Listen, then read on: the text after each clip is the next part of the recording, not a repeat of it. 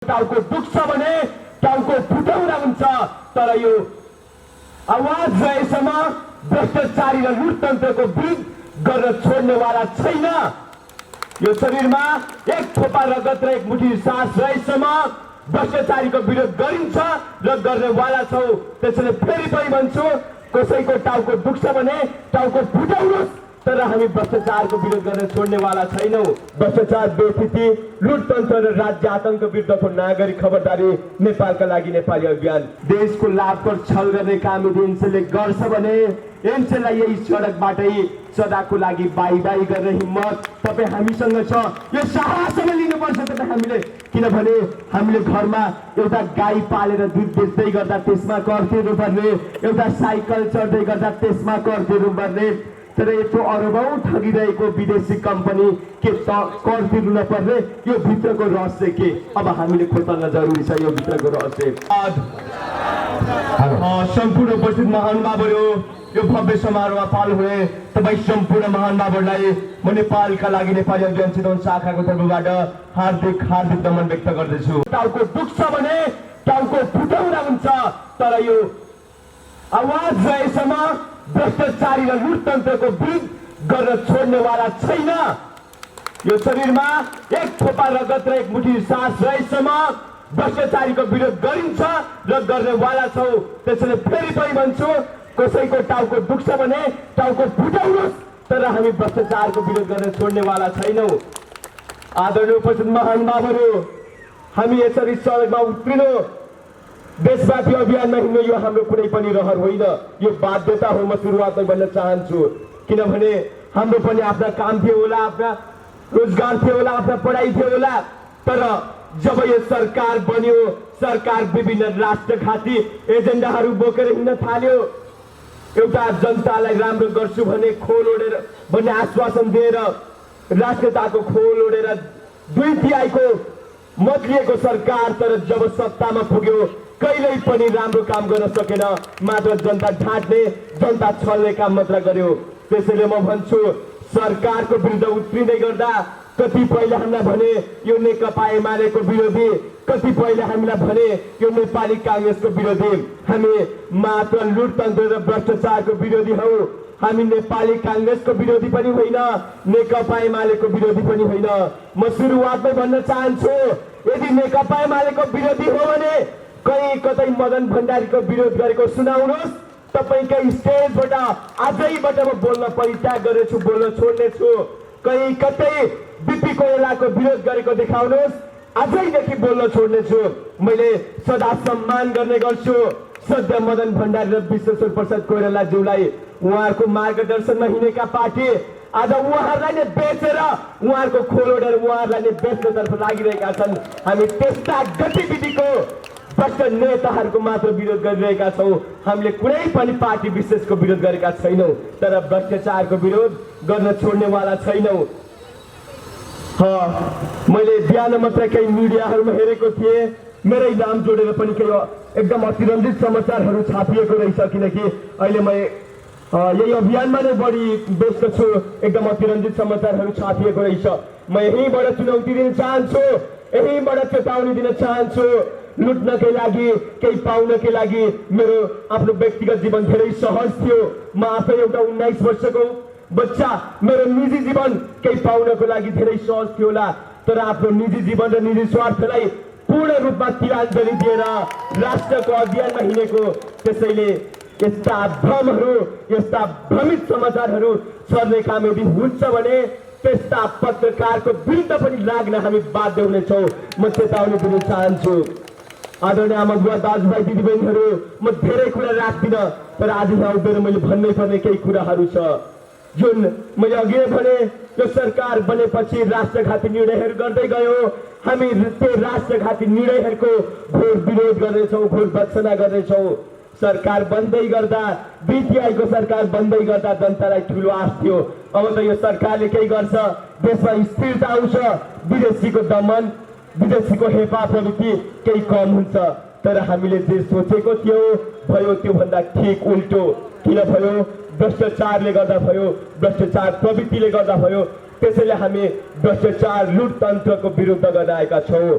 भ्रष्टाचार बेफिती र लुटतन्त्र भ्रष्टाचार बेफिती लुटतन्त्र र राज्य आतंक विरुद्धको नागरिक खबरदारी नेपालका लागि नेपाली अभियान। हामीले विशेष गरी यो कुरामा फोकस गरेका छौँ, यो कुरामा प्राथमिकता दिएका छौँ। म फेरि पनि भन्न चाहन्छु, भ्रष्टाचार बेफिती लुटतन्त्र र राज्य आतंकका विरुद्ध नागरिक खबरदारी कार्यक्रम नेपालका लागि नेपाली अभियान। त्यसैले म सुरुवातमै भन्न चाहन्छु, हाम्रो यस अभियानलाई धान्नको लागि कुनै महानुभावहरूले भन्नुहुन्छ रको एजेन्ट, कुनै महानुभावहरूले भन्नुहुन्छ राजावादी, कुनै महानुभावहरूले भन्नुहुन्छ के वादी। अरे बाबा, यी सब वादलाई छोड्नुहोस्, हामी एउटा मात्र वादमा आधारित छौँ। त्यो वाद भनेको राष्ट्रवाद। राष्ट्रवाद भन्दा ठुलो कुनै पनि पार्टीका झोलेका झन्डाहरू हुने छैन। हामीलाई पार्टीको झन्डा ओढ्न भन्दा पहिला यो नेपालको झन्डा ओढ्न धेरै मजा छ, यो झन्डा ओढ्न धेरै आनन्द छ। हामीलाई यो झन्डा ओढ्दाले धेरै आनन्द आउने गर्छ। म सुरुवातमै भन्न चाहन्छु, यदि राष्ट्र मजबुत हुनुपर्छ भनेर हिँड्दै गर्दा देश लुट्नबाट यी दलालहरूलाई रोकिनुपर्छ, विदेशी हस्तक्षेप रोकिनुपर्छ भनेर भन्दै गर्दा हाम्रा अपराधीको संज्ञा दिने ती महानुभावहरूलाई भन्न चाहन्छु, यदि देश जोगाउनुपर्छ भनेर हिँड्दै गर्दा देश जोगाउनुपर्छ विदेशी दलालहरूबाट, विदेशी मुठीबाट अब हामीले देशलाई छुटकारा दिलाउनुपर्छ भनेर भन्दै गर्दा राष्ट्रघाती भइन्छ भने हो, हामी राष्ट्रघाती हुन तयार छौँ। यदि देशको लागि राम्रो गर्दै गर्दा राष्ट्रघातीको संज्ञा लिनुपर्छ भने हामी राष्ट्रघाती पनि हुन तयार छौँ। विशेष गरी म निरन्तर रूपमा यो अभियानमा छु। जब चितवनमा रवि लामछानेको काण्ड घट्यो, त्यो अभियानदेखि म त्यति बेलादेखि नै रवि लामछानेको अभियानमा पनि सुरुवातदेखि नै निकै सक्रिय थिएँ। सरकार डराएको छ, आज सरकारको मुटु हल्लिएको छ, भ्रष्ट सरकारको मुटु हल्लिएको छ। मुटु हल्लिने मात्र होइन, आज यही स्टेजबाट ती भ्रष्टाचारीहरूलाई सदाको लागि बाई बाई गर्न सक्ने हिम्मत पनि हामीसँग छ। यो चेतावनी दिन म चाहन्छु। निकै दमनहरू गर्यो, त्यो गर्दै गर्दा पनि सरकार सफल हुन सकेन, किनकि हामीसँग शक्ति थियो, हामीसँग साहस र हिम्मत थियो। हामी हिम्मतले लड्यौँ, शान्तिपूर्ण तरिकाले लड्यौँ, सरकारलाई घुँडा टेक्न बाध्य बनायौँ। सरकारले जुन एउटा षड्यन्त्र रचेको थियो त्यो षड्यन्त्र हामी सफल हुन दिएनौँ। तर दुर्भाग्य कुरा, आज जिन्दगीमा पहिलोपटक आफ्नै सरकार देखेर पनि लाज मरेको छ।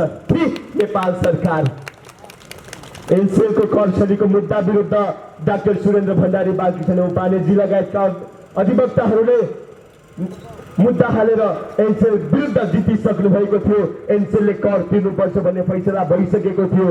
तर सबै अभियन्ताहरू रवि लामछानेको अभियानमा व्यस्त हुँदै गर्दा सरकारले जुन छापामार शैलीमा एनसेलले कर तिर्नु नपर्ने भनेर सरकार विरुद्ध, सरकारकै ग्रान्ड डिजाइनमा एनसेलले सर्वोच्चमा मुद्दा हालेर यो फैसला भएको छ। हामी यस्ता फैसलाको घोर भर्त्सना गर्न चाहन्छौँ। आज कहाँ लुकेको छ प्रतिपक्ष, कहाँ हराएका छन् नागरिक समाज? म यहीबाट प्रश्न गर्न चाहन्छु, कहाँ लुक्यो प्रतिपक्ष? आज छापामार शैलीमा सरकारकै ग्रान्ड डिजाइनमा एनसेलले सर्वोच्चमा मुद्दा हाल्ने र एनसेलले आफूले तिर्नुपर्ने लाभकर तिर्नु नपर्ने भनेर जुन फैसला भएको छ, हामी कुनै पनि नेपाली नागरिकहरू यो मान्न तयार छैनौँ, हो कि होइन? एनसेलको फैसला विरुद्ध यदि लाग्न तयार हुनुहुन्छ भने सबैले हात उठाउनुहोस्, हामी हेर्छौँ। नाममा बुझाउँदैन, त्यो दिनसम्म हामी कुनै पनि नेपाली नागरिकहरू एनसेलको सिम प्रयोग गर्नेवाला छैनौँ। हामी एनसेलको सिमलाई पूर्ण रूपमा प्रतिबन्ध लगाउनेछौँ, किनकि यो विदेशी दलालबाट खोलिएको कम्पनी हो। एनसेलले राम्रो गरुन्जेल, जनतालाई सेवा सुविधा दिउन्जेल हामीले पनि यसलाई सहज रूपमा लिगेको थियौँ, जनतालाई राम्रो सेवा दिउन्जेल सहज रूपमा लिगेको थियौँ। तर यदि देशको लाभकर छल गर्ने काम यदि एनसेलले गर्छ भने एनसेललाई यही सडकबाटै सदाको लागि बाई बाई गर्ने हिम्मत तपाईँ हामीसँग छ। यो साहसमा लिनुपर्छ तपाईँ हामीले, किनभने हामीले घरमा एउटा गाई पालेर दुध बेच्दै गर्दा त्यसमा कर तिर्नुपर्ने, एउटा साइकल चढ्दै गर्दा त्यसमा कर तिर्नुपर्ने। तर यत्रो अरबौं ठगिरहेको विदेशी कम्पनी के कर तिर्नु नपर्ने? यो भित्रको रहस्य के अब हामीले खोतल्न जरुरी छ, यो भित्रको रहस्य। आदरणीय जनसमुदायहरू, आदरणीय उपस्थित आमा बुवा दाजुभाइ दिदीबहिनीहरू, मैले बारम्बार भन्ने गरेको छु, देशमा व्यापक बेइज्जती र लोकतन्त्रको विरुद्ध हामी निरन्तर उभिन जरुरी छ।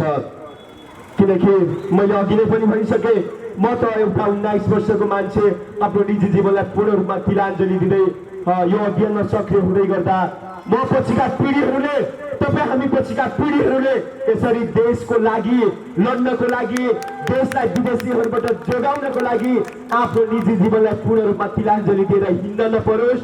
त्यसैले पनि हामीले देशलाई जोगाउन जरुरी छ, देशलाई पूर्ण रूपमा जोगाउन जरुरी छ। यदि तपाईँ हामी पार्टीभन्दा माथि उठेर देशको लागि केही गर्न सकेनौँ भने अब नेपाल भन्ने देश इतिहासमा सीमित थियो भने तपाईँ हाम्रा छोरा नातिहरू यो पढ्नेछन्।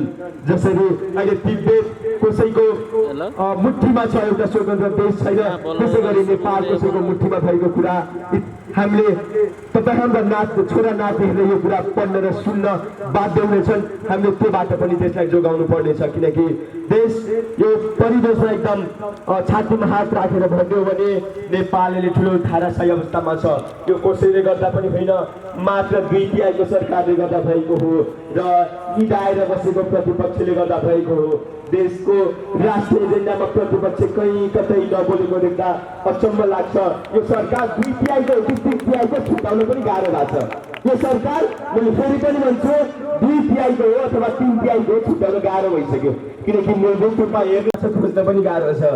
हिजो मात्र एउटा घटनालाई हेर्ने हो भने अहिले नेपाली काङ्ग्रेस जो प्रमुख प्रतिपक्ष पार्टी छ, बाँकेमा नेपाली काङ्ग्रेसको जनजागरण कार्यक्रम हुँदै गर्दा केही घिनलाग्दो आफ्नै कार्यकर्ता माथि चाहिँ आक्रमण भएर हस्पिटलमा हुँदै गर्दा त्यो विरुद्ध पनि बोल्न सकेनछन् हाम्रा देशका प्रमुख प्रतिपक्ष दलका नेता।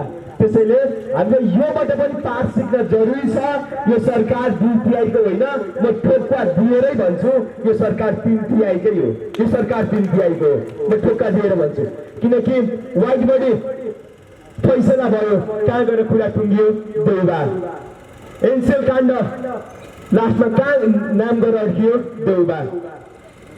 अरे देउबाजी, म यही स्टेजबाट तपाईँलाई प्रश्न गर्न चाहन्छु, तपाईँसँग यदि हिम्मत छ, राष्ट्रियता तपाईँको रगतभित्र बगेको छ भने, यदि तपाईँसँग अझै पनि साहस र हिम्मत छ भने हामी मान्छौँ तपाईँ पनि सङ्घर्षकै मैदानबाट आउनुभएको हो, धेरै समय जेल बसेर नै आउनुभएको हो, राष्ट्रियताको लागि लोकतन्त्रको लागि लड्दै गर्दा तपाईँको जिब्रो काटिएको पनि हो, हामी यो कुरा पनि मान्छौँ। तर तपाईँको नसाभित्र यदि सच्चा रगत बगेको छ भने छोडिदिनुहोस्, आजबाट राजनीति गर्न गोरु पालेर बस्नुहोस्, हामी तपाईँलाई गोरु मान्नेछौँ, हलो जोतेर बस्नुहोस्, किनकि अब तपाईँलाई राजनीति गर्ने कुनै औकात कुनै अधिकार छैन।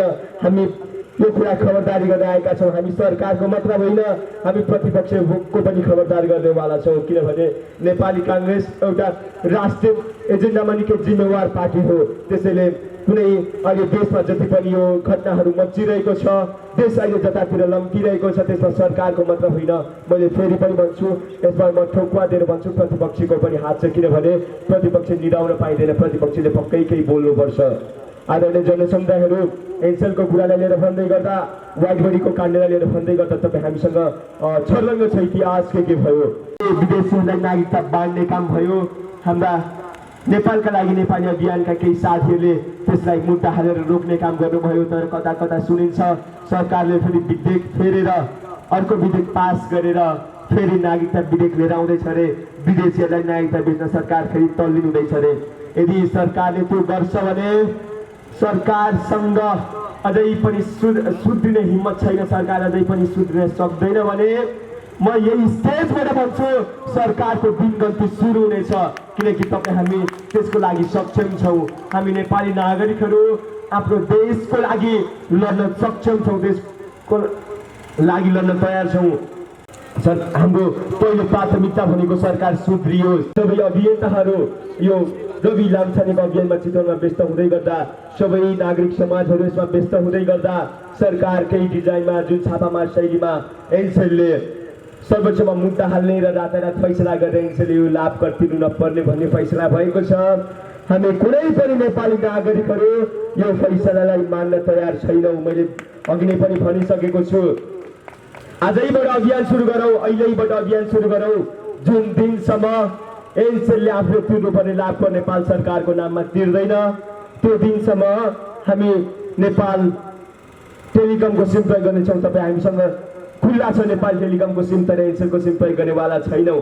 वास्तवमा देश नेताले बिगारेको देश होइन, तपाईँ हामी जस्ता बुजुर्गले बिगारेको देश हो, यो हामीले बुझ्न जरुरी छ। किनकि हामी चिया पसलमा बसेर ठुला ठुला कुरा गर्छौँ नेताले बिगारेको देश। जब चुनाव आउँछ फुस्रक्क 200-400मा बिक्छौँ, मासु र भातमा बिक्छौँ, त्यही गद्दार नेताहरूलाई भोट हाल्छौँ। यो एकदम यथार्थ हो। तपाईँ हामी यसमै अल्झिरहेका छौँ। यो यथार्थ, यो तितो सत्यताभित्र तपाईँ हामी छौँ। त्यसैले यदि यो अभियानमा हामीले साथ दिन सक्दैनौँ, कुनै युवाहरूले साथ दिन सक्दैन भने मेरो देश बिग्रियो भनेर भन्ने अधिकार त युवालाई छैन। म यो कुरा भन्न चाहन्छु, यदि यो अभियानमा साथ दिन सक्नु हुँदैन भने नेताले हाम्रो देश बिगारे, नेताले देश बर्बाद बनायो भनेर भन्ने अधिकार तपाईँ युवाहरूलाई छैन। म फेरि पनि दोहोऱ्याउन चाहन्छु। मेरो आफ्नै एउटा साथी बाल सखा जोसँग मैले बचपनदेखि हुर्किएको थिएँ, उस साथीले चाहिँ एनसेलमा जागिर गर्थ्यो। त्यो साथीले मलाई भन्यो, तिमी किन एनसेलको यसरी विरोध गर्छौ? ठिक छ, तिमीलाई चलाउन मन लाग्यो चलाऊ, चलाउन मन लाग्यो नचलाऊ। हिजो मात्र मलाई साथीले भनेको थियो।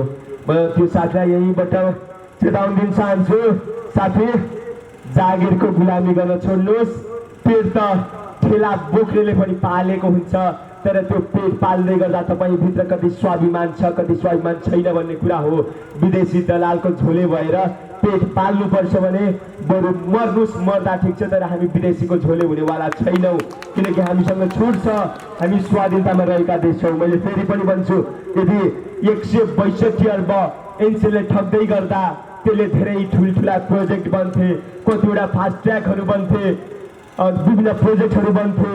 त्यसैले जुन पैसा अहिले नेपाल सरकारलाई एनसेलले ठगेको छ त्यो जुनसुकै हालतमा कुनै पनि बहानामा यथाशीघ्र नेपाल सरकारको नाममा एनसेलले तिर्नुपर्छ। हामी त्यो खबरदारी कार्यक्रम आएका छौँ। ल्याउनुहोस्, यदि तपाईँको शरीरभित्र सत्ता राष्ट्रियता छ भने लिएर आउनुहोस्। आजै हामी अभियान सुरु गर्नेछौँ, किनकि तपाईँ हामीसँग एनटिसीको सिम छ, हामीलाई कुनै पनि एनसेलको सिम चाहिएको छैन। मैले अघि नै पनि भनिसकेको छु, एनसेल विदेशी दलालबाट सञ्चालित छ। म यहाँ आयोजक साथीहरूलाई अनुरोध गर्न चाहन्छु, जो साथीहरूले यहाँ सिम दिनुभएको छ त्यो सम्पूर्ण सबै साथीहरूको चाहिँ नाम उतार्नु होला। हामी अहिले सम्पूर्ण साथीहरूको चाहिँ नाम उतारेर डाटा सहित पछि त्यो सिमलाई कार्यक्रमको अन्त्यतिर जलाउनेछौँ, त्यो सिमलाई नष्ट गर्नेछौँ। किनकि आजबाट होइन अहिलेबाट हामीले अभियान सुरुवात गर्न छ। हात उठाउनुहोस्, को को एनसेलको विरुद्ध लाग्न तयार हुनुहुन्छ? हात उठाउनुहोस्। यदि तयार हुनुहुन्छ भने म एनसेलको विरुद्ध लाग्छु भनेर त भन्ने, तर आफ्नो मोबाइलभित्र एनसेलकै सिम प्रयोग गर्ने यो छुट तपाईँ हामीलाई छैन। मैले अघि नै पनि भनिसकेको छु, नेताले बिगारेको देश होइन यो, तपाईँ हामी जस्तै बुझुकले बिगारेको देश हो। विगतमा त गल्ती गऱ्यौँ होला, तर त्यो समीक्षा गर्न पनि छोडौँ। अब भोलिका दिन सुधारतिर लगाऊ। त्यसैले आजैबाट अभियान सुरु गरौँ। एनसेल विरुद्धको अभियानमा तपाईँ हामी सहभागी भयौँ। एनसेलले जुन दिनसम्म नेपाल सरकारको नाममा तिर्नुपर्ने लाभ कर तिर्दैन, हामी त्यो दिनसम्म एनसेलको सिम बहिष्कार गर्नेछौँ। पूर्ण रूपमा हामीले यो अभियान सञ्चालन गरौँ। नेपालीको कुरा गर्दै गर्दा यो कुनै पनि वादमा आधारित छैन, यसमा सबै तपाईँहरू अट्न सक्नुहुनेछ। त्यसैले म सम्पूर्ण अब म छुट्याउने तर्खरमा छु। सम्पूर्ण आमा बुवा दाजुभाइ दिदीबहिनीहरूलाई म फेरि पनि अनुरोध गर्न चाहन्छु, विगतमा तपाईँ हामीबाट पनि केही गल्ती भयो, तर त्यो सबै चिजहरूलाई अब सुधारौँ। आजैबाट अहिलेबाट राष्ट्रघाती अभियानको विरुद्ध उत्रिन सिकाऊ। यति भन्दै म तपाईँहरूमा बिदा हुन चाहन्छु। जय देश, जय मातृभूमि। धन्यवाद चितवन मित्र सचिव। 175 अर्ब रुपियाँ एनसेल विदेशी नागरिकले हामी तपाईँको गोजीबाट लगेर विदेश जाँदैछ। के त्यो हाम्रो सम्पत्ति होइन? के त्यसको हामीले विरोध गर्नु पर्दैन र? त्यसैले आउनुहोस्, भ्रष्टाचारी मुर्दाबाद, भ्रष्टाचारी भ्रष्टाचारी भ्रष्टाचारी। धन्यवाद। त्यसैले